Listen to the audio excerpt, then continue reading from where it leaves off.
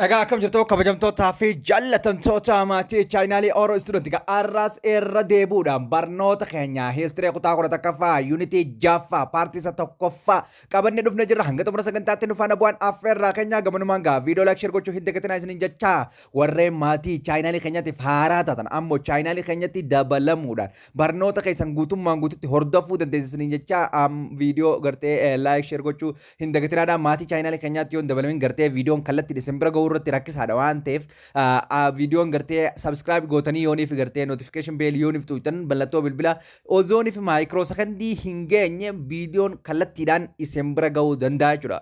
Kanaaf gartee subscribe gochuudhaan viidiyoo keessan akka barnoota isin bira gogodhaadha anis hanga dandeeyyii xiyyaatti isin biraan jira. Koomentii jalatti yaada keessanis naaf kaa akkuma duraanitti isiniin jechaa har'a ammoo yuunitii 6ffaa paartii jalqabaa irraa ilaaluudhaaf dhufnee jirra jechuudha. Kanaaf unit 6 in the Africans and the outside of the world kan jiru jira yookaan bara kum takka 500 hanga kum takkaa fi 880 kan ture. Jidduun kun yookaan gartee medieval period of the Africans kan jennu jechuudha. Akkuma gartee we will see in ancient period of the Africans in this unit 5 keessatti akkuma laallee turretti har'a ammoo gartee wantoota ijoo gartee the relationship Africans and the outside of foreign country of the world yookaan gartee outside of the country continent kan jennuun as jalatti wantoota naannoo jechuudha. Is most event that is the pre-colonial African wantoota gartee colonial Afrikaa duratti dalagaman hunda isaanii unity kana keessatti cover goonee laallaa jechuudha as keessatti jechuudha. Akkuma asirratti himutti study of relationship between the Africans outside of world African gartee bara yookaan jaarraa 16ffaa fi hanga jaarraa 19ffaa jidduutti addunyaa biraatti wajjin wal qunnamuun isiidhaa gartee biyyoota Awurooppaa fa'aa dabalatee become karam dhufe inni kun boodarra gartee last colonization Afrikaan akka koloniidhaaf gartee haala mijeeffamtu taasisee dhufe jechuudha. Wantoota kana hunda bal'inaan laalla. Major discuss wantoota gartee as keessa laallu irra guddaan isaanii pre-colonial osoo Afrikaan kolonii Afrikaa Awurooppaa jala gartee hin galin dura waan jiran eventii jiran jechuudha. Kanaaf pre-colonial duratti waan jiran Portugal colonization godhu yookaan gartee pre-colonial dura Portugaliitu colonization godhee jira. Coastal area yookaan gartee country guutuu osoo hin taane naannoowwan goldii akkuma gartee unity dabre keessatti ilaalletti jechuudha. Transatlantic slave trade daldala gartee qaxxaamuree yookaan Atlantic kanaan triangular trade waan joosan hunda gartee kaaraakterii isaatii fi akkasumatti gartee kaayindii isaa hunda as keessa ilaalla. Legitimacy yookaan gartee commerce daldala gartee seera qabeessa ta'e akkasuma gartee exploration of the Africans that is opens way of European scramble gartee partitioning akka uumamu wantoota baay'ees keessatti cover waliin goonee discover waliin goonee laallaa jechuudha. Akkasitti gartee as jalatti medieval Africans states kan jiru laalla. Farastii irratti gartee 6.1 medieval period bara jiddu galeessa Afrikaadhaa kan jiru jechuudha. Isteetota Afrikaadhaa kan jiru jechuudha. Takka faarratti maaltu jira jechuudha. North East and the North Africa. Warreen North East itti guddatan. The state that is developed in the part of the North East and the Northern Africa. Kan gartee kaaba bahaatii fi akkasuma kara kaabaa kanatti guddatan baay'ina isaanii waliin ilaallaa jechuudha. As jalatti the Fungi Sultanate kan jennuun farastii irratti jira.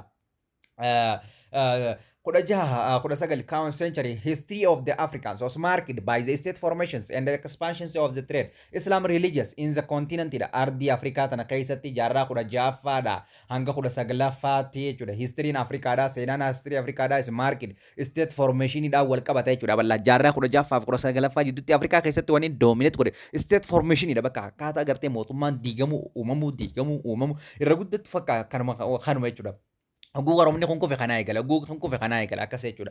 Kanaaf akkasumaa fi trade expansioniidhaa fi amantaan islaamaa babal'achuutu jaarraa 19ffaa fi 16ffaa keessatti Afrikaa keessatti tahee jechuudha. In the north east in the 1275 the Nubians and the Sudan tan jennuun ture eessatti jechuudha. North east yookaan kaaba bahaatti jechuudha. Kaaba bahaan laalu deemna amma kaabni bahaa yookaan bara 1275tti kaabni bahaa kanatti akkasumatti maal jennaan jechuudha. Kiristaanota lamaa ture alwaa yookaan maakuriyaa kingdom yookaan mootummaa kiristaanaa habba lama alwaa yookaan maakuriyaa kan jennuun jechuudha. Isaan kun weer annexed ni qabaman yookaan captured yookaan gartee control ta'an attack ta'an eenyuun jechuudha. Mamluk of Egyptiin qabamanii turanii jechuudha isaan lamaan kun. This is the expansion of the variation Arab clans Islams in Nubia since is the beginning of the 14th century resulted in the supremacy of the Arab Nubians. Kana jirraa ka'uudhaani babal'inni gartee expansions of the Varishin clan Arab gosoonni Arabaa babal'achuu eegalan eessatti into the Nubians gartee gara Nubiyaa kanatti jechuudha eessatti jechuudha North East Africaatti gartee babal'achuu eegalanii jechuudha akkasumatti gartee beginning to of the century jalqaba jaarraa 14ffaa irraa eegalee result of the supremacy of Arabni olaantummaa biyya Nubiyaan jennu tanarratti argachaa dhufee jechuudha akkasitti kilaaniin babal'achuu islaamummaan babal'achuudhaa fi over supremacy of Arabs over Nubians Araboonni gartee olaantummaa isaanii naannoo Nubiyaa kanarratti qabaachaa dhufuutu eegalee jechuudha.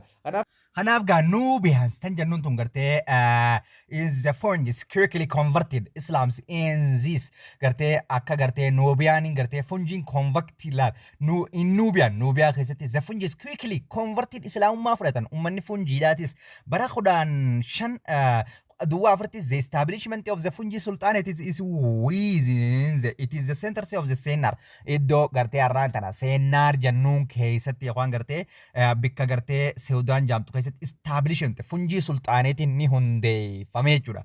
Kanaaf the accompanied garte competing Arab clans called Abdallabi Aros in Nubians alongside of the Fungiti hankee tokko jira compete kan garte mootummaa dorgomaa ta'e kan garte Araboota garte supremacy qaban naannoo Nubiyaa jannatan irratti supremacy yookaan olaantummaa qabaniitu hoggaama funjii sultaanetiin gartee bikaama seenaar jennu tana keessatti hundeeffamuu wajjin dorgomaa ta'e yookaan lafaa itti ka'e wal qabuudhaaf jechuudha wal aansoo yookaan gartee Abdullaabii kan jennu Abdullaabis fa'uutu ni lole grazing rights in the southern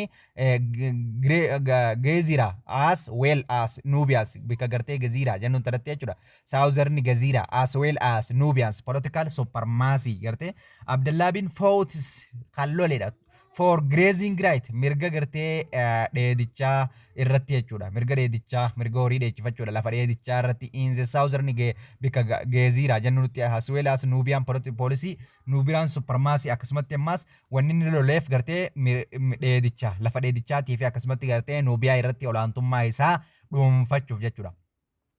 Akkasumatti Amraadun Qas was one of the renowned, the chief of the Fungi, who is fought of the many battles against of the Abdullabi states for the supremacy in Nubia. Jannaan jechuudha. Kana jechuun Amraadun Qas namni jennuun tokko ammoo kan jirus was one of the renowned, the chiefidha.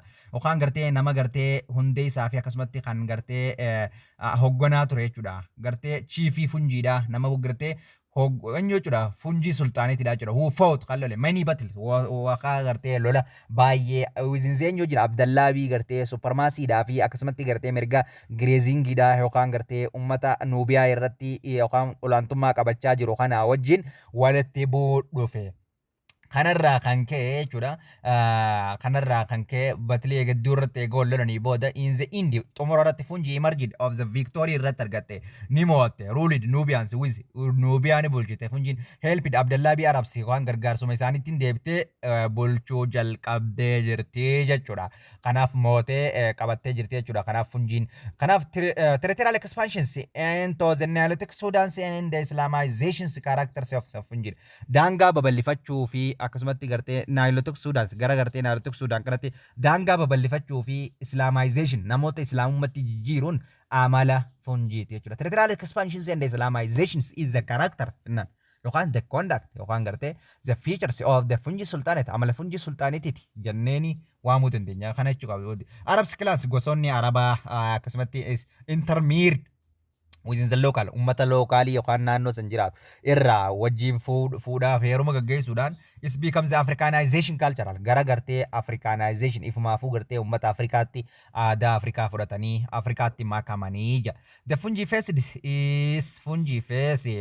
3 round of the major attack from the Christian kingdoms of Ethiopian around the 1620 king of the Sicilians gartee fungi sultaanatiin yookaan fungiin 3 around qabdi major attack warreen gartee isaan irratti dhiibbaa geessisan namoota sadii jira Kiristaanota Itoophiyaa irraa jechuudha mootummaa Kiristaan Highland of Ethiopia kan jennu Itoophiyaa irraa kan dhaqee achitti isaan attaa godhe bara 1620 king of the Sicilians gartee itti dhaqee 1627 hanga 1632 launched expedition waraana itti gaggeesse destroyed ni balleesse and looted akkasumatti balleesse several villages magaalota baadiyyoo biyyoota yookaan funjiidhaa hedduu isaanii gartee diigee ture Sisiniyoos jennuun kun 1712tti ammoo hanga 1744tti King of the Iyyaasuu kan jennuun kun kan ichi dhaqee yoo ta'u gartee hanga yoo sorry difama problemii yooti ayye arda chaanu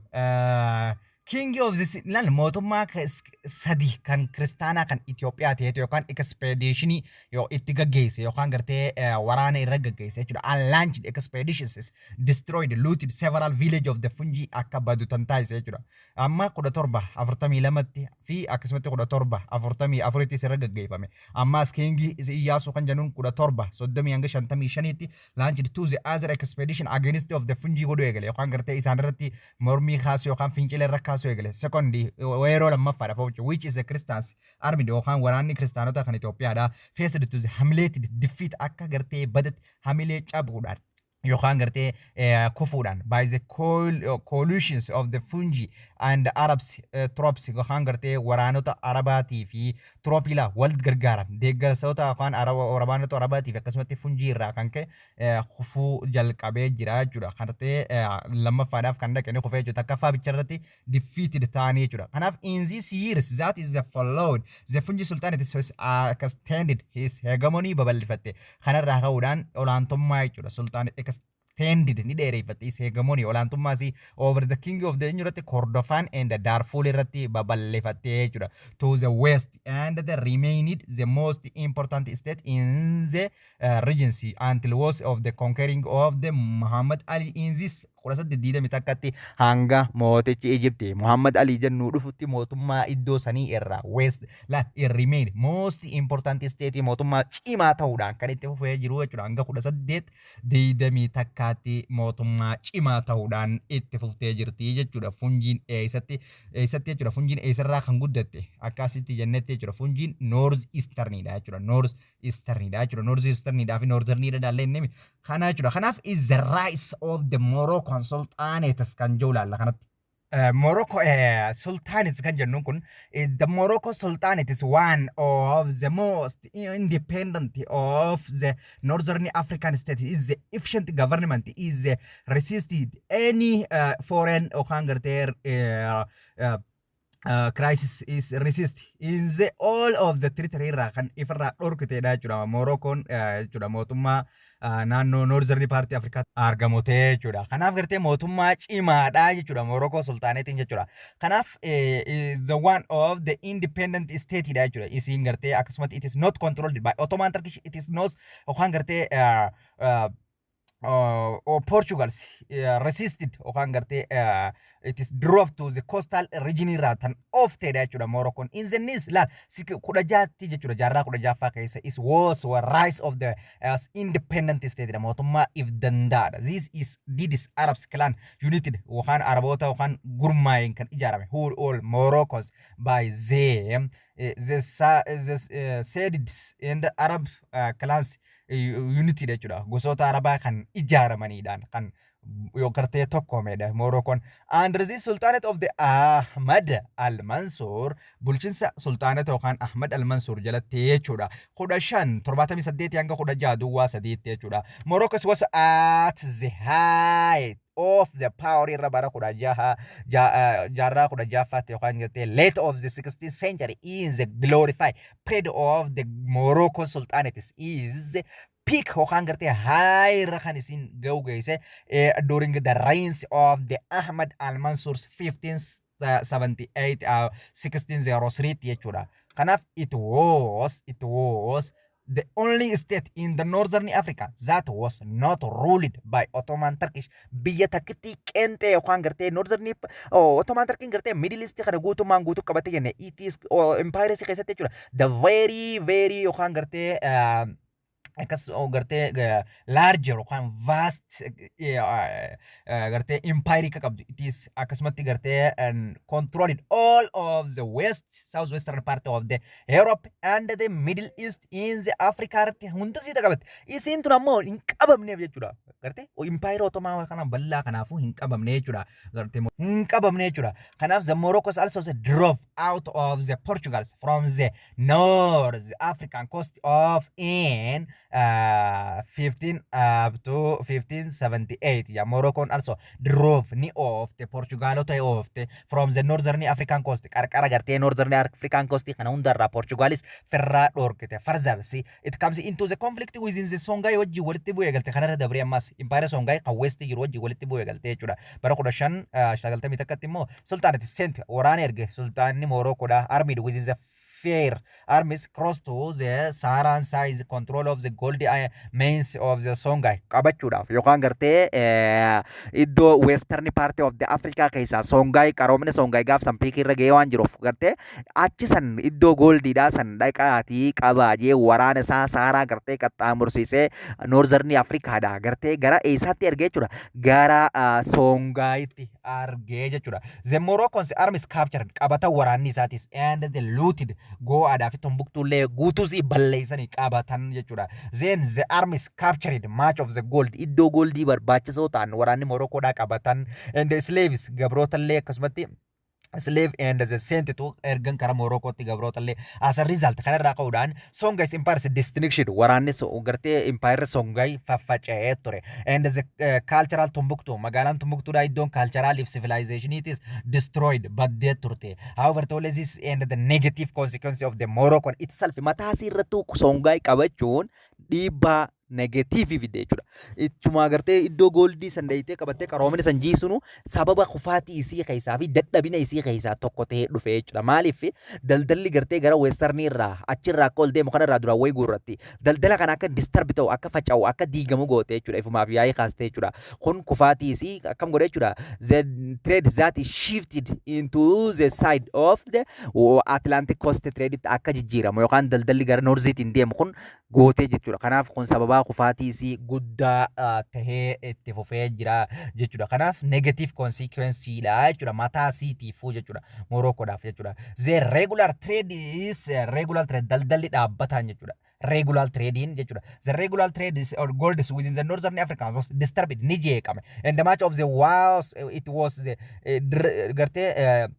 diverted eastward Tunis and the gold with the North Africans was disturbed. Gutumma sa kara kanun dedem hijegam and the march of the diverted and the eastward of the Tunisians and the Tropil and the Kairos and the southward of the Europeans trades and the Atlantic coast of West jirame jechuudha garta Atlantic coast duraan Trans-Saharan trade jirame Trans-Saharan trade akka daddabu akka disturb ta'u akka faca'u akka diigamu goote sabaa walitti buusaa kanarraa kanaafuu gartee isummaanuu miidhaa mataa ifiirra fiddee jechuudha achi qabachuurraa hankee jechuudha kanaaf kanatti aansuun ammoo following Ahmadiin eegaa gartee du'e eegaa Ahmad al-Mansur du'e kudha jaha duwwaa sadiitti the Moroccan states weakened dadhabaa dhufte by the internal dynasty struggle in the case of the Moroccans is the control of the gartee successions of throne dhufe jechuudha aangoo irratti wal dhabuu dhufe kaisoo city and the result is a divided qoqqoodaminsaa dhufe into the two rival sultanate Fiz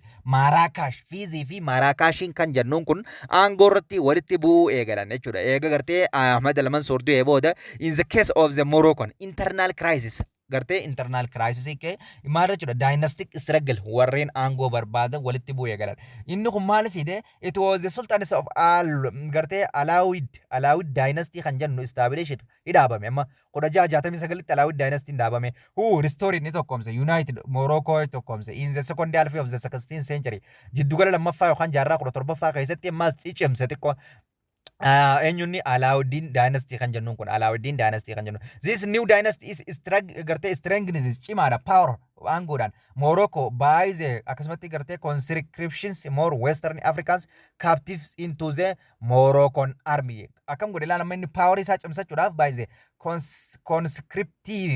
conscripting jechuun dirqiidhaan nama qabeetii waraana godhe jechuudha more western African captive qabachuudhaan into the waraana Morocco akka ta'an godhuudhaan aangoosaa cimsatee ture. Hayye on the other hand gama biraati military presence yookaan gartee of the Moroccans in the Niger bend cross of the Sahara continues this 17th century gartee waraanni Sahara qaxxaamuranii military presence in Morocco da Niger's bend to cross Sahara qaxxaamuranii gartee Niger bendi cross to the Sahara qaxxaamuruudhaan continue into the 17th century keessatti deemanii turan. But only most of the part of the form of the Songhai empires is were outside of the Moroccan control. La waraanuma gartee isin gartee Songhai targitee achi qabaddaa jetteen san.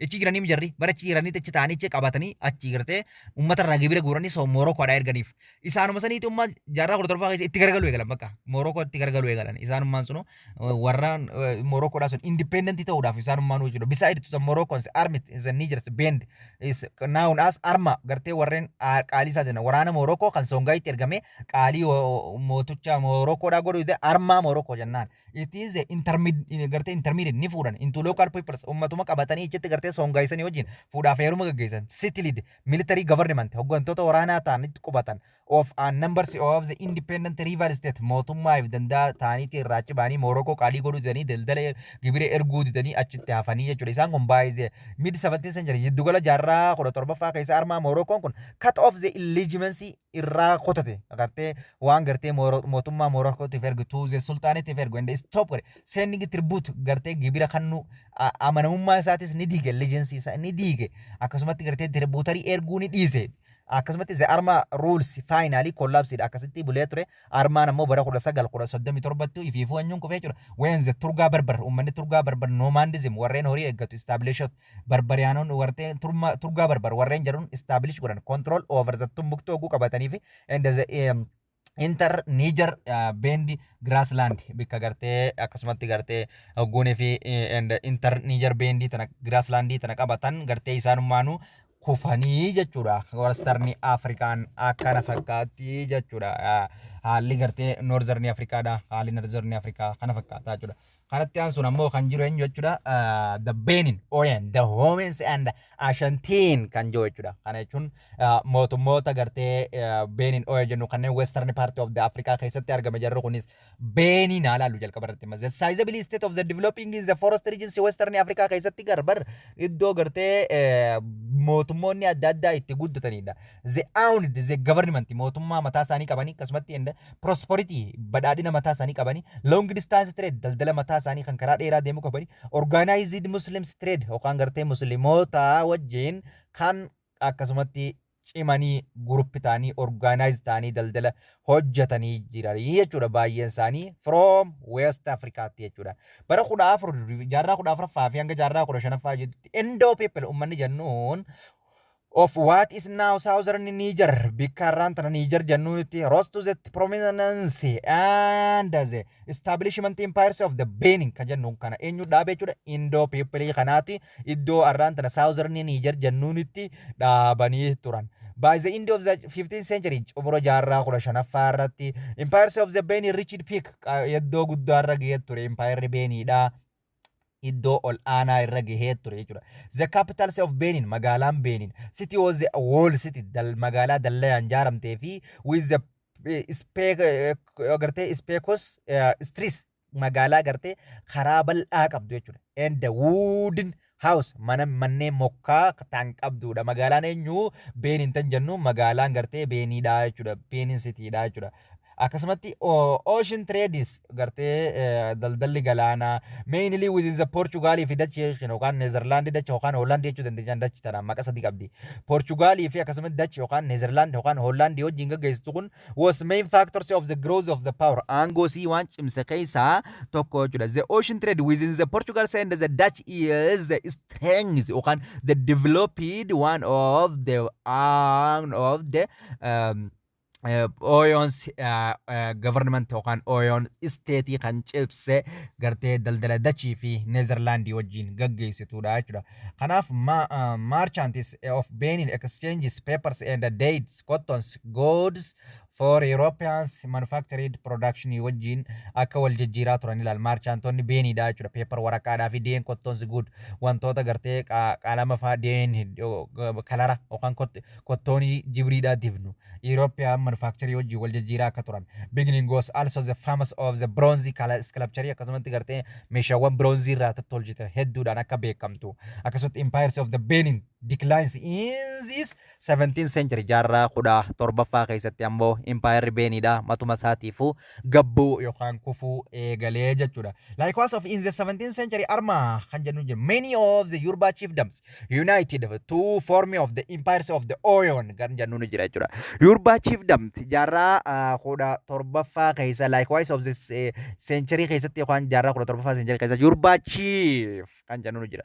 Unite godhe jechuudha. Empires of the Oyon akka uumamu godhe jechuudha. The founders of the empires of the Oyons hundee isaanii jechuudha. Yoruba chiefdom jechuudha. Kanaaf the empires of the flourished over the much of the present day of the Nigeritti ni guddatan.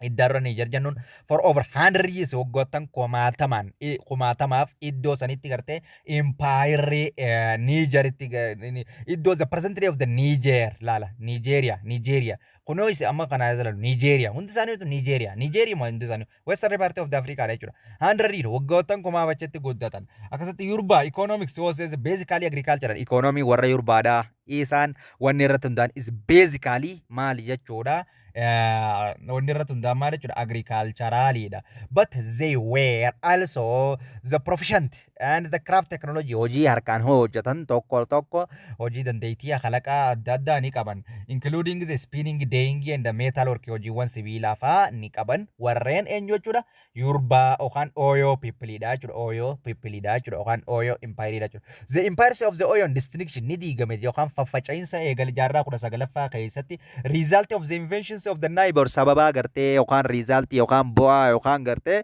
warreetan lixa Isarraa dhufan jechuudha inventionii warreen neighbor irraa dhufan ollaarraa dhufan jechuudha kan kufe mainly is the Fulani yookaan fanatical Muslims yookaan Fulani peoples kan jennuun jechuudha is the Osman Dafariyoodhaan kan hogganaman jechuudha ummata muslimaa finciltoota ummata muslimaa kan akkana jaamanii rebellions by some of the subjugated kingdomii tana gartee balleessuudhaan qabachuu danda'aniiti turanii jechuudha kanaaf subsequently the Fulani peopleidhaan akka isaan qabaman Fulani is yookaan gartee occupy ni qabatte jechuudha interest Hausa city state magaalaa Hausa city state kan jennuun baay'ee sanunda keessa seente jechuudha land established Sokoto Caliphate kan jennu dhaabde jechuudha Fulani yookaan Usman Dafandiyo jechuudha is what is now northern Niger bikka northern Niger jennuun these Africans yookaan gartee northern Nigeria bikka jennuun jechuudha these Africans Caliphate is becomes a popular kan ummata jaalatamaa ta'e Caliphatota Afrikaa keessaa kan ummataan jaalatamaa ta'e kamiyoo sin jaarsi gaafatan Usman Dafandiyo is the Sokoto gartee status kan jennuun jechuudha Sokoto Caliphate kan jennuun jechuudha gartee akkasumatti Fulani clear jihad of the Fulani clear kan ta'e jechuudha Usman Dafandiyoon during the first half of the 19th century keessatti Oyo guutummaan guututti qabatee ture jechuudha. Meanwhile Dahomeyans and Ashantiin kan jennuun jira jechuudha. Dahomeyans and Ashanti emerged to the western Benin of the Oyons is the powerful of the western African state jechuudha. Isaan lachuutu powerful western African state dha kan eessatti argaman. Benin and the Oyon western hunda la lixa yookaan gartee Benin fi Oyon irraa kan argaman yoo ta'u mootummoota western Africa keessaa ciccimoo kan ta'anidha jechuudha. Dahomeyans becomes the independent kingdom mootummaa cimaa kan if danda'e jaarraa 1625 kan ture and reached kan qaqqabe jechuudha. The highest power of the power Angoo guddaarra kan ture bara meeqatte jechuudha mid of jiddugala jaarraa 19ffaatti Dahomey aangoo guddaarra ture jechuudha. Kanaaf Dahomey was one of the leading particular transatlantic slave trade jechuudha waan addaa laal gartee amma kana maduro laal transatlantic slave trade leading in turre jechuudha.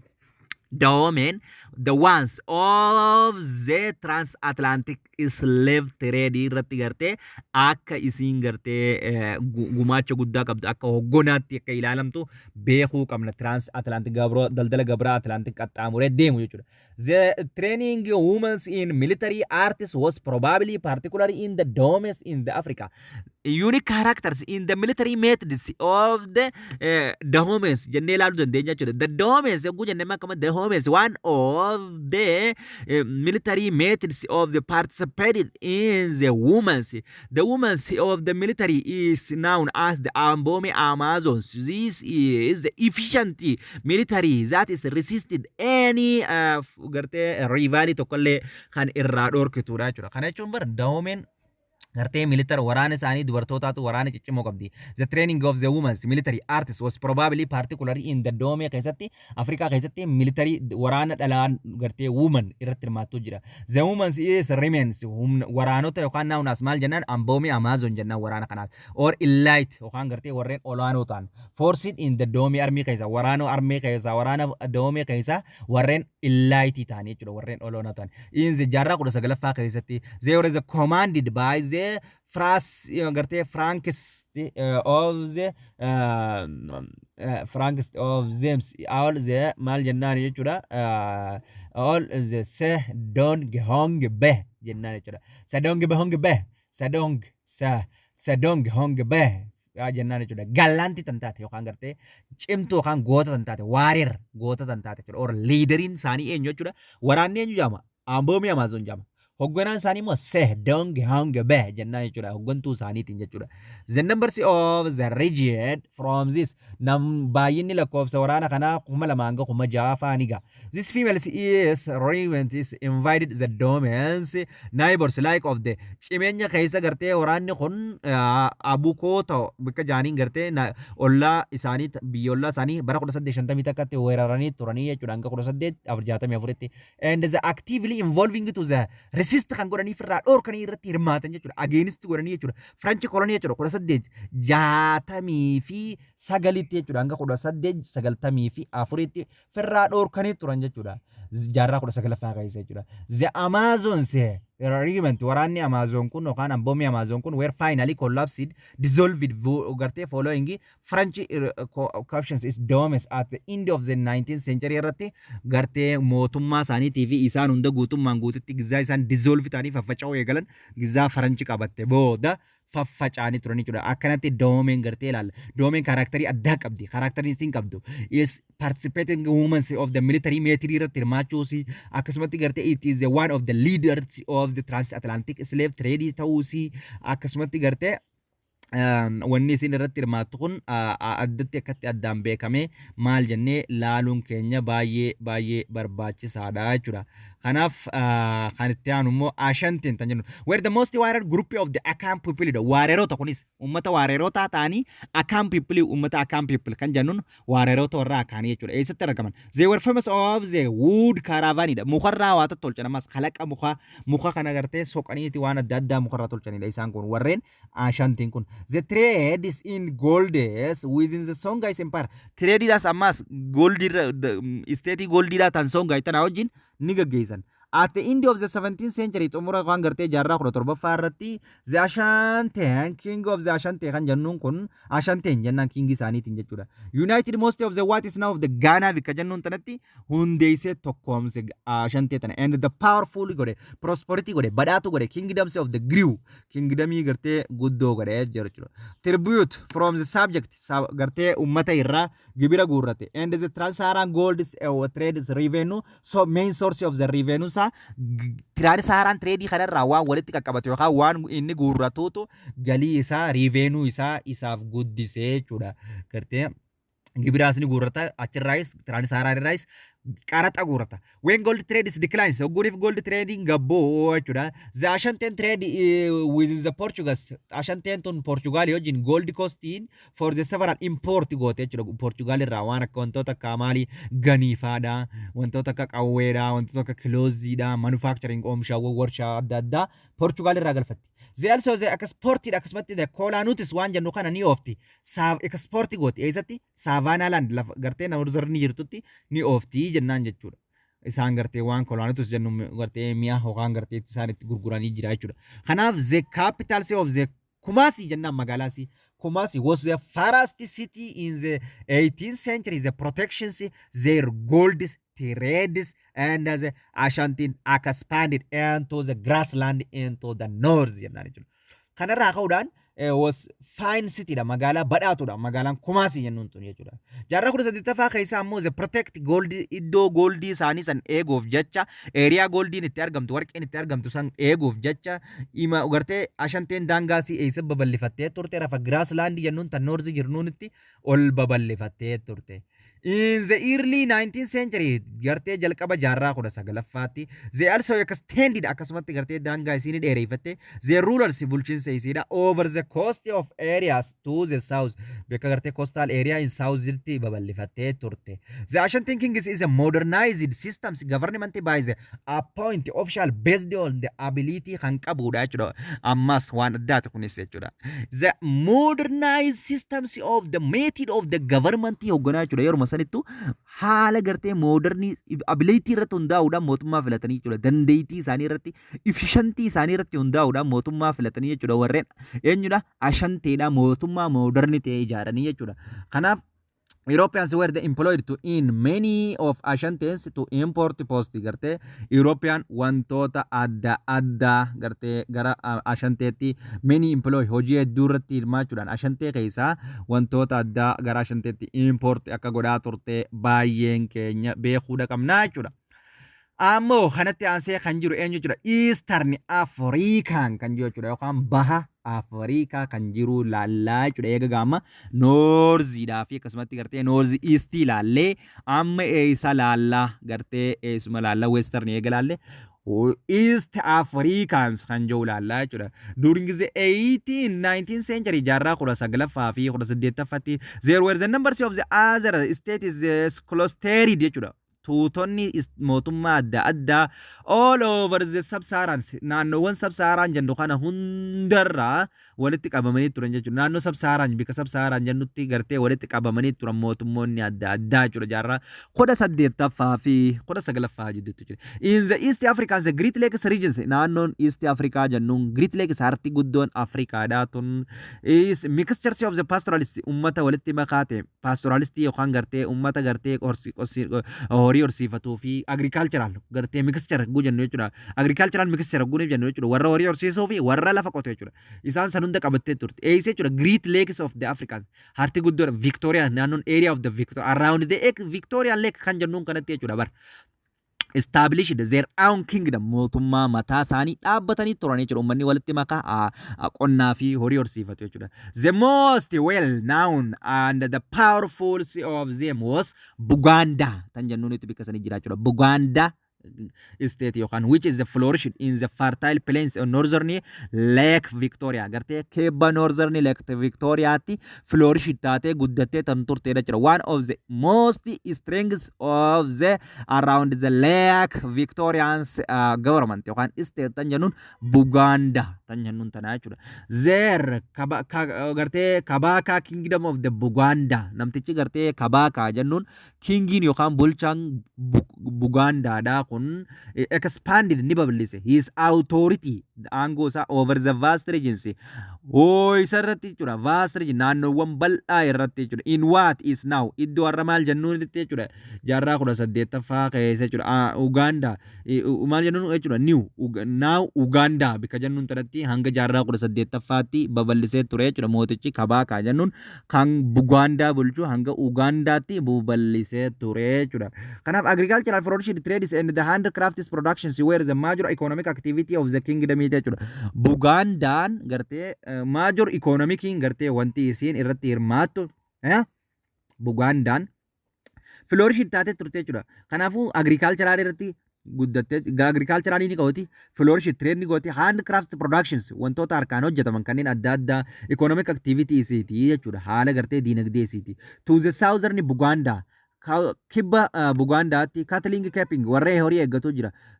gartee Tutsi and the Huti kan jennuun jira. Peoples established the kingdoms of the Rwanda warreen dhaabanii jiran. Tutsi fi akkasumatti Tutsi fi Hutiin warreen gartee Rwanda the present day of the now of the Rwanda bika jennutti magaalaa biyya Rwanda tana dhaabanii turanii jechuudha. Covering the areas of the modern state of the name bika Rwanda irra maqaa qabdu tana modern state qabdu tanatti eenyu san Tutsi fi Hutiin Rwanda dhaabanii turanii jechuudha. Tutsi is the form of ruling class eenyu bulchaan hoggantoonni eenyu ruling classiin eenyu jechuudha. Ruling classiin Tutsiidha. isaan kun maal godhanii collect walitti qabatan tributary gibira walitti qabatan eenyurraa farmer qonnaan bulaarraa fi keepar yookaan gartee warra horii eeggaturraa warreen tutsii fi hutsiin kun gartee eega Rwaandaa dhaban booda tutsiin gartee warreen bulchu ta'anii akkasitti gibira qotee bulaa fi horii warra eeggatu irraa walitti qabachaa kan turan jechuudha. Kana East African Amamo, West and the South Central Kingdoms of the African kan jau laallaa jechuudha. West and the South Central lixaa fi akkasumatti gartee kan kibba jiddu galeessa Afrikaa keessatti mootummoota baay'ee guddatan laallaa jechuudha. Kanaaf har'aaf sagantaa jalqabaa asirratti waliin dhaabna. Sagantaa itti aanu hanga walitti deebirchinuu gartee thank you isiniin jaalladhaa barattoota keessa so much. Kanaaf gartee hanga barnoo walitti aanu walitti chaanuu nageenyaaf tura. I love you.